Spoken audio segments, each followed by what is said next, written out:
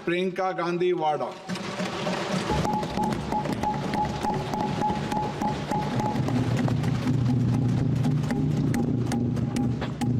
नमस्कार। माननीय अध्यक्ष महोदय जी, आज आपने मुझे इस सभा में बोलने का मौका दिया, इसके लिए मैं आपकी बहुत बहुत आभारी हूँ। सबसे पहले जो सुरक्षाकर्मी, जो जवान अफसर 13 दिसंबर को संसद की सुरक्षा के लिए शहीद हुए, उनके प्रति मैं श्रद्धांजलि व्यक्त करना चाहती हूँ। महोदय, हजारों साल पुरानी हमारी देश की, धर्म की एक पुरानी परंपरा रही है।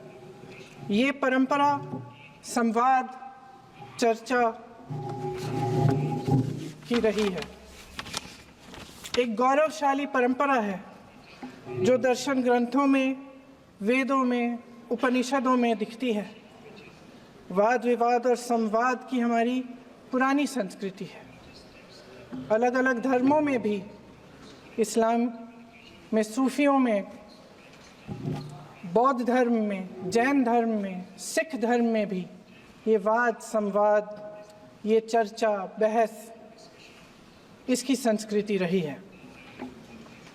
इसी परंपरा से उभरा हमारा स्वतंत्रता संग्राम। हमारा स्वतंत्रता संग्राम विश्व में एक अनोखा संग्राम था, एक अनोखी लड़ाई थी जो अहिंसा और सत्य पर आधारित थी। ये वाद संवाद की जो परंपरा है, इसको इस संग्राम ने आगे कैसे बढ़ाया? क्योंकि ये जो संग्राम था, ये जो लड़ाई थी हमारी आज़ादी के लिए, एक बेहद लोकतांत्रिक लड़ाई थी। इसमें देश के किसान, देश के जवान, देश के मजदूर, देश के अधिवक्ता, देश के बुद्धिजीवी, चाहे किसी भी जाति के हों, चाहे किसी भी धर्म के हों, चाहे किसी भी भाषा को बोलते हों, सब इस स्वतंत्रता संग्राम में शामिल हुए। सब ने हमारे देश की आज़ादी की लड़ाई लड़ी।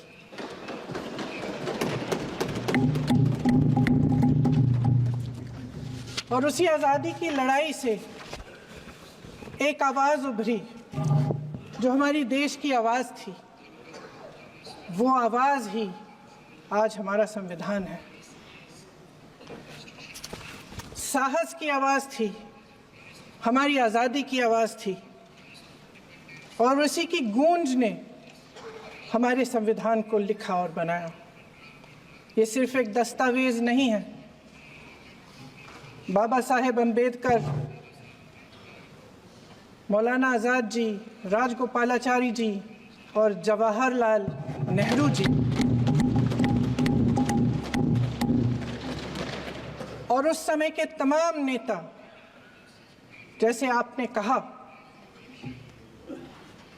इस संविधान को बनाने की जो कार्य में सालों के लिए जुटे रहे।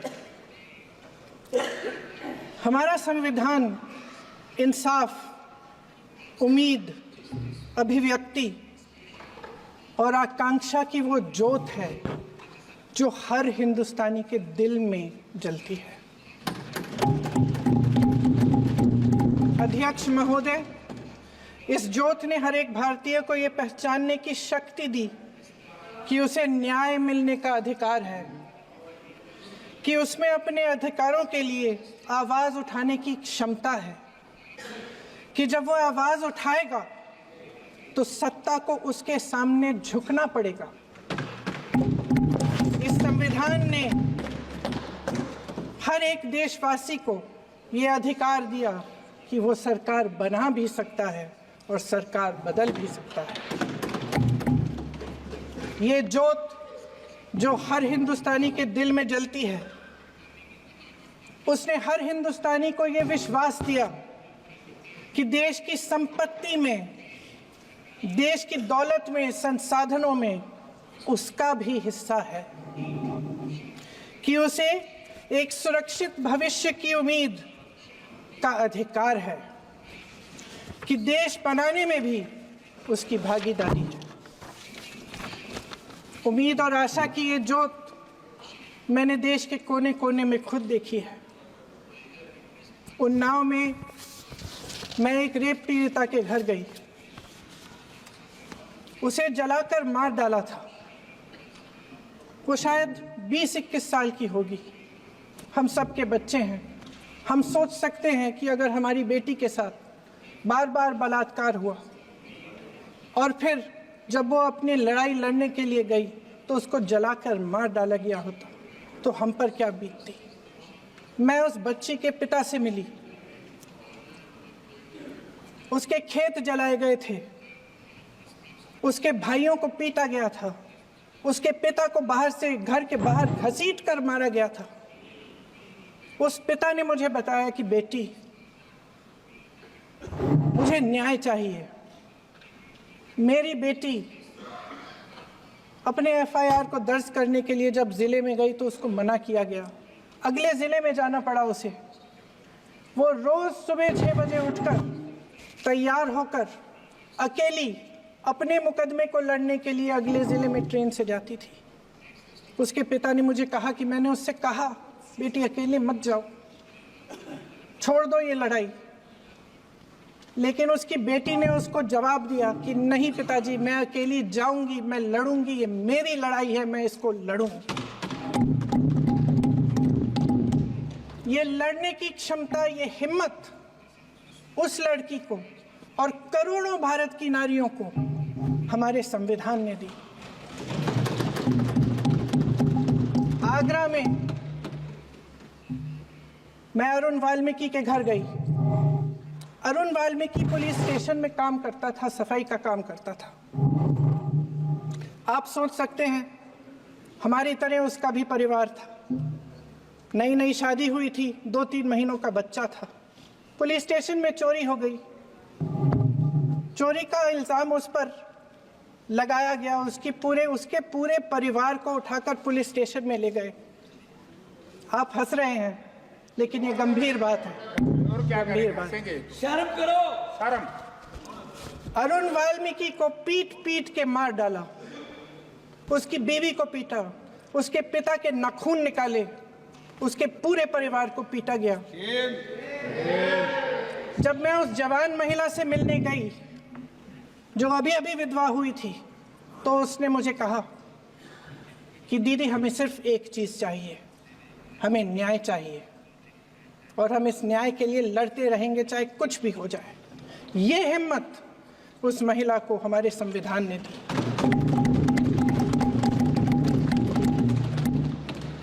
संभल के कुछ लोग आए थे हमसे मिलने जो मृतकों के परिवार के सदस्य थे। उसमें 2 बच्चे थे, अदनान और उजैर। आप सुनिए। उसमें 2 बच्चे थे, अदनान और उजैर। एक बच्चा मेरे बच्चे की उम्र का है, दूसरा उससे छोटा 17 साल का है। दर्जी के बेटे थे। दर्जी का एक ही सपना था कि वो अपने बेटों को पढ़ाएगा, लिखाएगा। एक बेटा डॉक्टर बनेगा, एक बेटा भी सफल होगा दूसरा बेटा भी अपने जीवन में सफल होगा। उनके पिताजी हर रोज उनको स्कूल छोड़ते थे। उस दिन भी स्कूल छोड़ने के बाद अपनी दुकान में चले गए। उन्हें पता नहीं था कि विवाद हो रहा है। उन्होंने भीड़ देखी, घर आने की कोशिश की तो पुलिस ने गोली से मार डाला। वो 17 साल का बच्चा अदनान मुझसे कहता है, वो 17 साल का बच्चा अदनान मुझसे कहता है कि मैं बड़ा होकर डॉक्टर बन के दिखाऊंगा, मैं अपने पिता का सपना साकार करूंगा। ये सपना, ये आशा उसके दिल में हमारे संविधान ने डाली। अध्यक्ष महोदय, हमारे देश के करोड़ों देशवासियों के संघर्ष में, अपने अधिकारों की पहचान में, इनकी कठिन से कठिन परिस्थितियों से लड़ने की अपार हिम्मत में और देश से न्याय की अपेक्षा में हमारे संविधान की ज्योत जल रही है। मैंने हमारे संविधान की ज्योत को जलते हुए देखा है और इसके साथ साथ ये भी समझा है कि हमारा संविधान एक सुरक्षा कवच है। एक ऐसा सुरक्षा कवच है जो देशवासियों को सुरक्षित रखता है, न्याय का कवच है, एकता का कवच है और अभिव्यक्ति की आज़ादी का कवच है। दुख की बात यह है कि मेरे सत्ता पक्ष के साथी जो बहुत बड़ी बड़ी बातें करते हैं, इन्होंने इन 10 सालों में ये सुरक्षा कवच, सत्ता पक्ष के मेरे साथियों ने ये सुरक्षा कवच तोड़ने का पूरा प्रयास किया है। संविधान में सामाजिक, आर्थिक और राजनीतिक न्याय का वादा है। ये वादा एक सुरक्षा कवच है जिसको तोड़ने का काम शुरू हो चुका है। लैटरल एंट्री और निजीकरण के जरिए ये सरकार आरक्षण को कमजोर करने का काम कर रही है। अगर लोकसभा में ये नतीजे नहीं आए होते तो ये संविधान बदलने का काम भी शुरू कर लेते। सच्चाई ये है अध्यक्ष महोदय कि आज संविधान बार बार इसलिए कह रहे हैं क्योंकि इस चुनाव में इनको पता चल गया कि इस देश की जनता ही इस संविधान को सुरक्षित रखेगी, कि इस चुनाव में हारते जीतने से इन्हें एहसास हुआ कि ये संविधान बदलने की बात इस देश में नहीं चलेगी। आज जनता की मांग है कि जाति जनगणना हो। सत्ता पक्ष के मेरे साथी ने इसका जिक्र किया। ये जिक्र भी आज इसलिए हो रहा है क्योंकि चुनाव में ये नतीजे आए। ये जाति जनगणना इसलिए जरूरी है ताकि हमें पता चले कि किसकी क्या स्थिति है और नीतियां उस हिसाब से बने। इनकी गंभीरता का प्रमाण ये है कि जब चुनाव में पूरे विपक्ष ने जोरदार आवाज उठाई कि ये जाति जनगणना होनी चाहिए, तो इनका जवाब देखिए। इनका जवाब भैंस भाग भैंस चुरा लेंगे, मंगलसूत्र चुरा लेंगे, इनका ये जवाब था। ये गंभीरता है इनकी जाति जनगणना पर। महोदय, हमारे संविधान ने आर्थिक न्याय की नींव डाली, किसानों, गरीबों और को जमीन बांटी, भूमि सुधार किया, जिसका नाम लेने से कभी कभी आप झिझकते हैं और कभी कभी उनका नाम धड़ाधड़ इस्तेमाल किया जाता है अपने आप को बचाने के लिए। उन्होंने HAL, BHEL, SAL, गेल, ONGC, NTPC, railways, IIT, IIM, oil refinery, तमाम PSU बनाए। अध्यक्ष महोदय, उनका नाम पुस्तकों से मिटाया जा सकता है, उनका नाम भाषणों से मिटाया जा सकता है, लेकिन जो उनकी भूमिका रही इस देश की आज़ादी के लिए और इस देश के निर्माण के लिए, वो इस देश में से कभी मिटाया नहीं जा सकता। 75 सालों में जनता का भरोसा रहा कि नीतियां बनेंगी तो जनता की भलाई के लिए बनेंगी। जल जंगल जमीन का अधिकार मिला आदिवासी भाई बहनों को। इंदिरा जी ने बैंकों का राष्ट्रीयकरण करवाया, खदानों का राष्ट्रीयकरण कराया। कांग्रेस और यूपीए की सरकारों में शिक्षा का, भोजन का अधिकार मिला। 75 सालों में जनता का भरोसा मिला। पहले संसद चलती थी तो जनता की उम्मीद होती थी कि सरकार महंगाई और बेरोजगारी पर चर्चा करेगी, कोई उपाय निकालेगी, कोई रास्ता निकालेगी।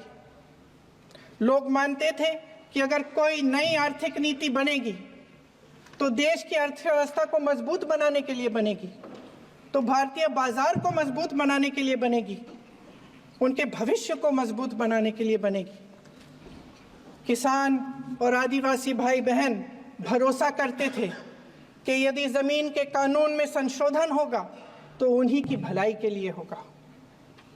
आप नारी शक्ति की बात करते हैं।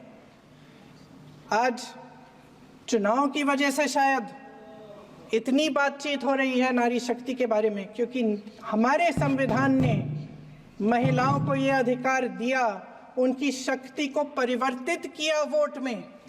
और आज आपको पहचानना पड़ रहा है कि महिलाओं के बिना, कि नारी शक्ति के बिना ये सरकारें नहीं बन सकती हैं। इसीलिए आज आप नारी शक्ति की बातें दोहरा रहे हैं। जो आप नारी शक्ति का अधिनियम लाए हैं उसको लागू क्यों नहीं करते? वो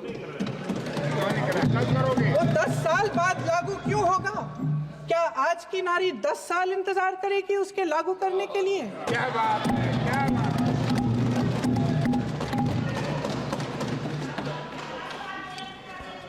आज संसद में बैठे हुए सत्ता पक्ष के मेरे साथी ज्यादा से ज्यादा अतीत की बातें करते हैं। 1921 में क्या हुआ, कब हुआ, नेहरू जी ने क्या किया। अरे वर्तमान की बात करिए, देश को बताइए आप क्या कर रहे हैं, आपकी जिम्मेदारी क्या है? कि सारी जिम्मेदारी जवाहरलाल नेहरू की है। अध्यक्ष महोदय जी, ये सरकार आर्थिक न्याय का सुरक्षा कवच तोड़ रही है।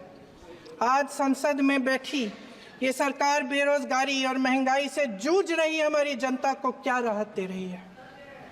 कृषि के कानून भी बड़े बड़े उद्योगपतियों के लिए बन रहे हैं। सही एमएसपी को छोड़िए, डीएपी तक नहीं मिल रहा है।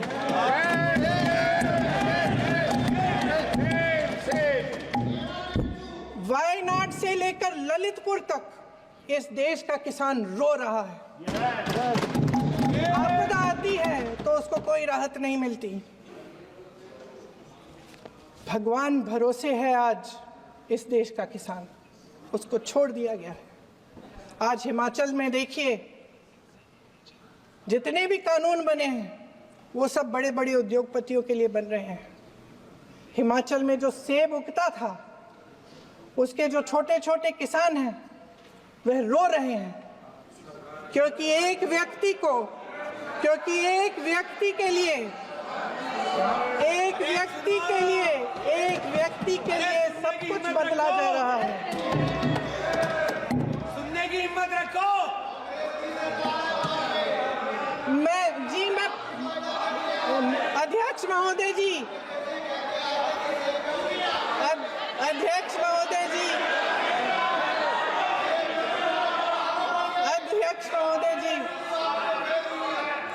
महोदय जी, अडानी जी को सारे कोल्ड स्टोरेज प्रदेश की सरकार ने नहीं दिए। अडानी जी को सारे कोल्ड स्टोरेज आपकी सरकार ने दिए। देश देख रहा है कि एक व्यक्ति को बचाने के लिए 142 करोड़ देश की जनता को नकारा जा रहा है। सारे बिजनेस, सारे संसाधन, सारी दौलत, सारे मौके एक ही व्यक्ति को सौंपे जा रहे हैं। सारे बंदरगाह, एयरपोर्ट्स, सड़कें, रेलवे का काम, कारखाने, खदाने, सरकारी कंपनियां सिर्फ एक व्यक्ति को दी जा रही है। जनता के मन में हमेशा ये विश्वास होता था कि अगर कुछ नहीं है तो संविधान हमारी सुरक्षा करेगा, मगर आज आम लोगों के बीच ये धारणा बनती चली जा रही है कि सरकार सिर्फ अडानी जी के मुनाफे के लिए चल रही है। देश में बहुत तेजी से गैर बराबरी बढ़ रही है। जो गरीब है वो और गरीब हो रहा है, जो अमीर है वो और अमीर हो रहा है। इस सरकार ने आर्थिक न्याय की भी सुरक्षा कवच तोड़ दिया है। राजनीतिक न्याय की जब बात होती है, मेरे सत्ता पक्ष के साथी आज खड़े हुए और तमाम गिनती करने लग गए कि ऐसा हुआ वैसा हुआ 1975 में जो हुआ, तो सीख लीजिए ना आप भी। सीख लीजिए। आप भी अपनी गलतियों के लिए माफी मांग लीजिए। आप भी बैलेट पे चुनाव कर लीजिए। आप भी बैलेट पे चुनाव कर लीजिए। दूध का दूध, पानी का पानी हो जाएगा। आप राजनीतिक न्याय की बात करते हैं, सरकारों को पैसों के बल पर गिरा देते हैं।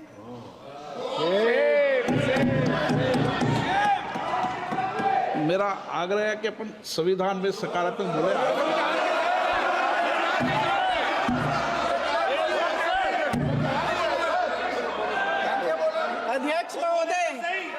अध्यक्ष महोदय, सत्ता पक्ष के हमारे साथी ने एक उदाहरण दिया उत्तर प्रदेश की सरकार का, तो मैं भी एक उदाहरण दे देती हूँ महाराष्ट्र की सरकार का।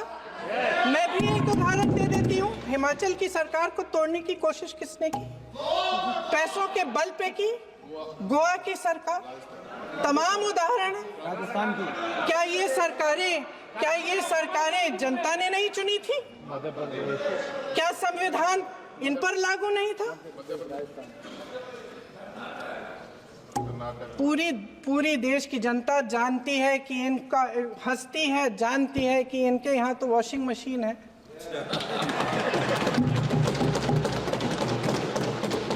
जो यहाँ से वहाँ जाता है वो धुल जाता है। इस तरफ दाग, उस तरफ स्वच्छता। और मेरे कई ऐसे साथी हैं जो इस तरफ होते थे उस तरफ चले गए, मुझे दिख भी रहे हैं, वॉशिंग मशीन में शायद धुल गए हैं। अध्यक्ष महोदय, जहां भाईचारा और अपनापन होता था, जहां हमारे संविधान ने एकता का सुरक्षा कवच दिया था, वहां शक और घृणा के बीज बोए जा रहे हैं। एकता का सुरक्षा कवच तोड़ा जा रहा है। प्रधानमंत्री जी यहाँ सदन में संविधान की किताब को यूं माथे से लगाते हैं, लेकिन संभल में, हाथरस में, मणिपुर में जब न्याय की गुहार आती है, उठती है, तो उनके माथे पे शिकन तक नहीं आता।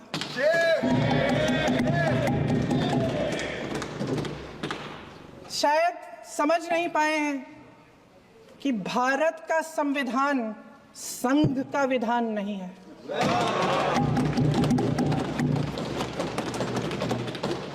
भारत के संविधान ने हमें एकता दी, हमें आपसी प्रेम दिया। उस मोहब्बत की दुकान जिस पर आपको हंसी आती है, उसके साथ करोड़ों देशवासी चले। करोड़ों देशवासियों के दिल में एक दूसरे के लिए प्रेम है, घृणा नहीं है।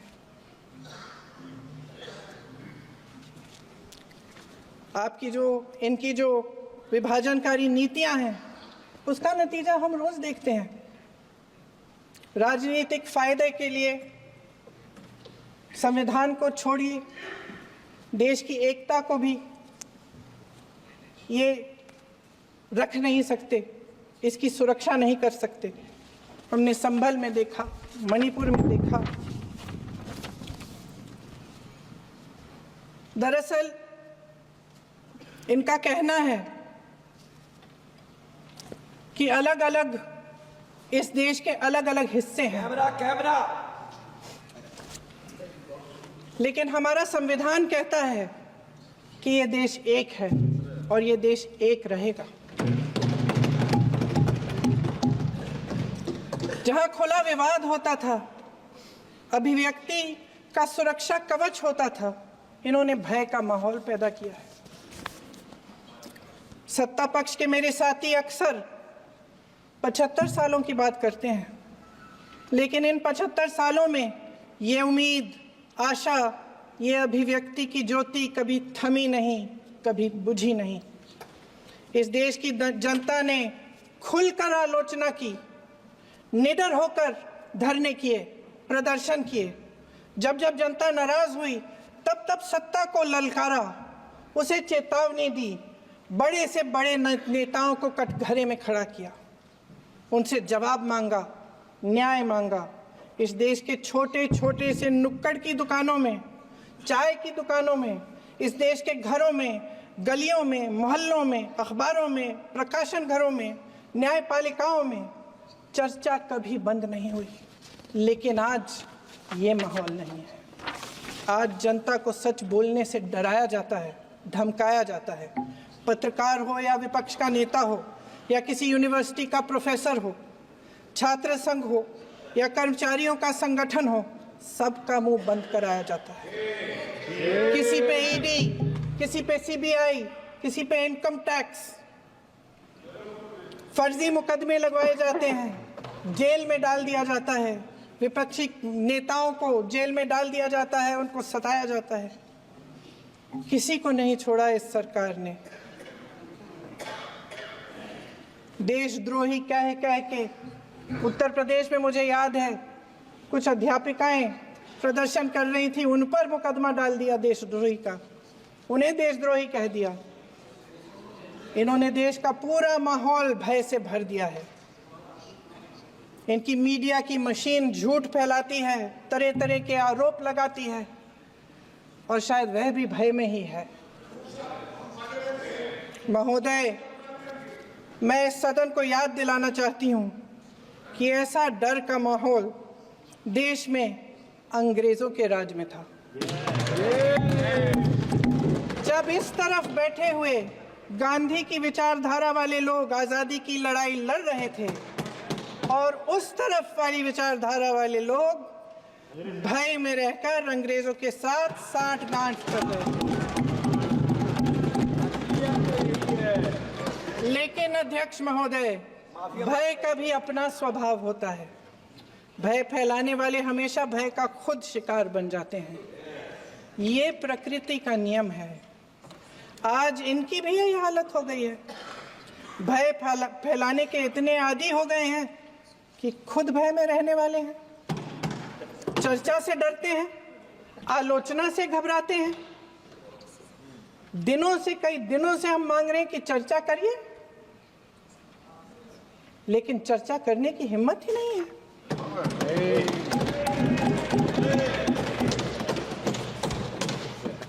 एक कहानी होती थी अध्यक्ष महोदय, शायद बचपन में आपने भी सुनी होगी। राजा भेष बदलकर बाजार में आलोचना सुनने जाता था। ये सुनने जाता था कि प्रजा मेरे बारे में क्या कह रही है, मैं सही रास्ते पे चल रहा हूं कि नहीं। लेकिन आज का राजा, भेष तो बदलते हैं आज के राजा, शौक तो है उनको भेष बदलने का, लेकिन न जनता के बीच जाने की हिम्मत है और न आलोचना सुनने की। महोदय, मैं तो सदन में नहीं हूं।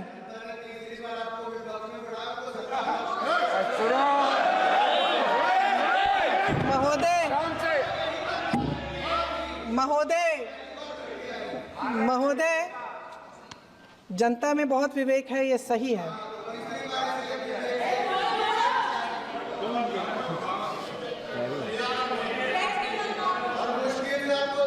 अच्छा महोदय, मैं सदन में नहीं हूँ, कुछ, हाँ ठीक है, मैं सदन में नहीं हूँ, मात्र 15 दिनों से आ रही हूँ। लेकिन मुझे ताज्जुब होता है कि इन 15 दिनों में इतनी बड़े इश्यूज हैं, इतनी बड़ी बातें हैं, प्रधानमंत्री जी मात्र एक दिन के लिए, शायद 10 मिनट के लिए दिखे हैं सब।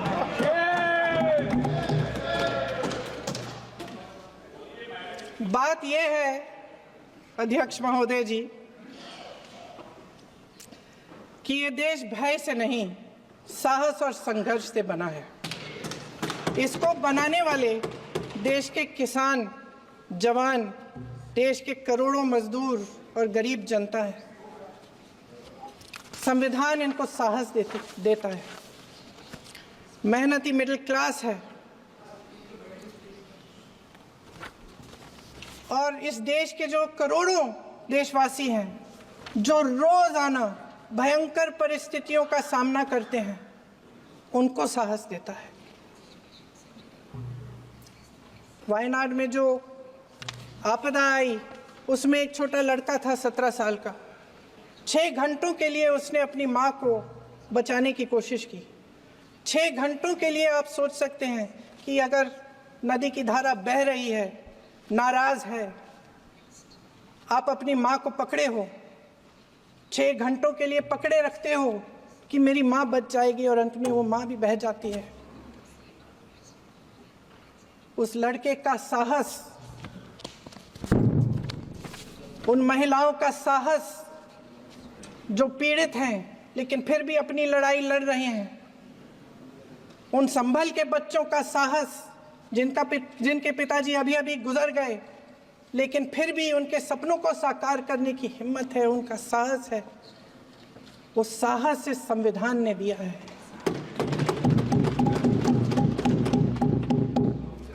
वो आत्मविश्वास इस संविधान ने दिया है। ये देश भय से नहीं चल सकता, ये देश साहस से ही चलेगा। भय की भी सीमा होती है, और जब वो सीमा पार हो जाती है, जब किसी को इतना दबाया जाता है कि उसको लगने लगता है कि अब मेरे पास खोने के लिए कुछ नहीं है, तब उसमें एक ऐसी शक्ति पैदा होती है जिसके सामने कोई कायर खड़ा नहीं हो सकता। ये देश कायरों के हाथों में ज्यादा देर तक कभी नहीं रहा है। ये देश उठेगा, ये देश लड़ेगा, सत्य मांगेगा, सत्यमेव जयते। जय हिंद।